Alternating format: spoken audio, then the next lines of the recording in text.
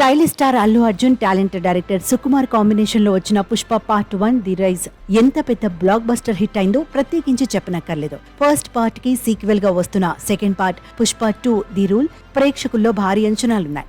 ఇక అల్లు అర్జున్ పుట్టినరోజు సందర్భంగా రిలీజ్ చేసిన టీజర్ కు అల్లు అర్జున్ ఫ్యాన్స్ నుండి అదిరిపోయే రెస్పాన్స్ వచ్చింది. పుష్ప 2 చిత్రంలో తన క్యారెక్టర్ గురించి ఆసక్తికర వ్యాఖ్యలు చేశారు నేషనల్ క్రష్ రష్మిక మందన్న.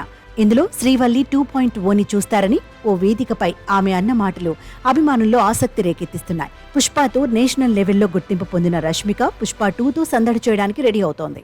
తాజాగా ఇచ్చిన ఇంటర్వ్యూలో పలు ఆసక్తికర విషయాలు చెప్పుకొచ్చింది రష్మిక. పుష్ప ది రైజ్ లో అవకాశం వచ్చినప్పుడు ఆ కథ గురించి నాకంత అవగాహన లేదు.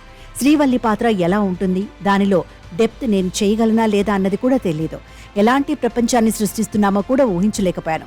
దీంతో ఎప్పుడు సెట్లో అడుగుపెట్టినా ప్లే గ్రౌండ్లో తిరుగుతున్న భావన కలిగేది. కానీ ఇప్పుడు అలా కాదు.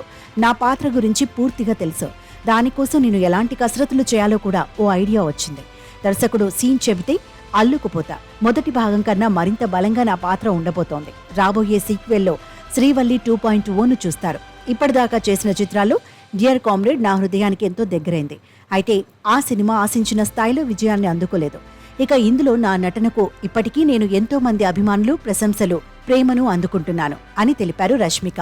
గత ఏడాది బాలీవుడ్లో యానిమల్ చిత్రంతో సూపర్ హిట్ అందుకున్న ఆమె ఇటు సౌత్ అటు నార్త్ లోనూ బిజీగా ఉంది.